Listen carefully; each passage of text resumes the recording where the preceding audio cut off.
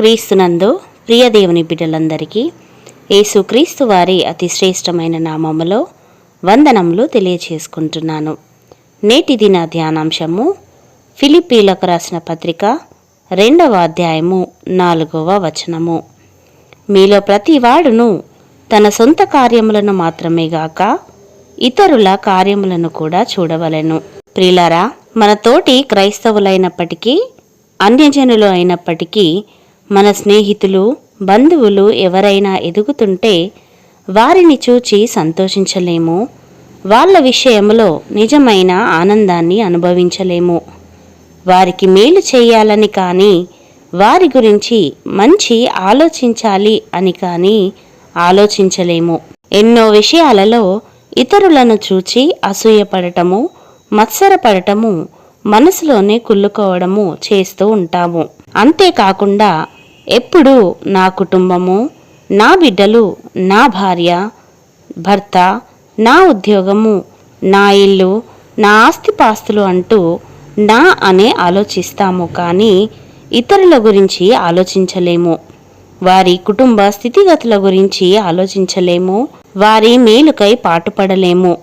కానీ దేవుని వాక్యములో మనము చూచినట్లయితే ఇతరుల గురించి ఆలోచించమని, ఇతరుల కార్యాలను చూడమని దేవుని వాక్యము సెలవిస్తుంటున్నది. సంఘములో అలాగే సమాజములో మన చుట్టూ ఉండే వారి మేలు నిమిత్తము మనము మంచి కార్యాలు చెయ్యాలని దేవుని వాక్యము సెలవిస్తుంటున్నది.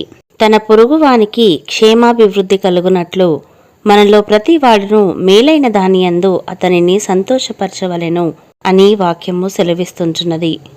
మరి ఇతరులకు మేలు చేసేవారి వలె మనము ఉంటున్నామా?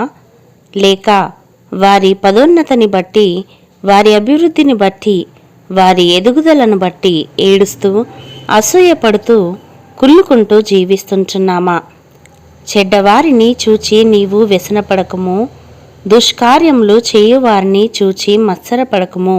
మత్సరము ఎముకలకు కుళ్ళు అని వాక్యము సెలవిస్తుంటున్నది. కాబట్టి ఎదుటి వారిని బట్టి మత్సరపడే వారి వలె ఉండక, అసూయ పడక, క్రీస్తు యేసు మన ఎడల జాలిగలవారై మనలను ప్రేమించినట్లు, మన నిమిత్తము ప్రాణము ఇచ్చినట్లుగా, బాధిస్తున్న వారి ఎడల, దూషిస్తున్న వారి ఎడల ప్రేమ చూపినట్లుగా మనము కూడా క్రీస్తు యేసునకు కలిగిన మనసు గలవారమై జీవిద్దాము. అట్టి కృప దేవుడు మనలకందరికీ అనుగ్రహించునుగాక. ఆమెన్. ప్రార్థించుకుందాము. మహాగణుడా, మహోన్నతుడా, అతి పరిశుద్ధ స్థలములో నివసించువాడా, మీ పరిశుద్ధమైన దివ్యమైన నామమును బట్టి తండ్రి మీకు వందనాలు. ఈ దినమున సజీవుల లెక్కలో మమ్మలను నిలిపినావు. మీకు స్తోత్రములు. మీరు మాకనుగ్రహించిన ఇటు జీవితములో ఇతరులకు మేలుకరముగా, అనేకులకు ఆశీర్వాదకరముగా ఉండుటకు మీ కృపను మాకు అనుగ్రహించండి ప్రభువా. మీరు మా నిమిత్తమై అర్పించిన ప్రాణమును బట్టి, మాపై చూపిన ప్రేమను బట్టి మీకు వందనాలు.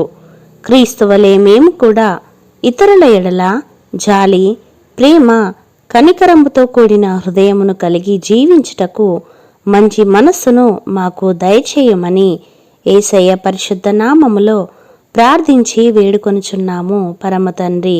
ఆమెన్.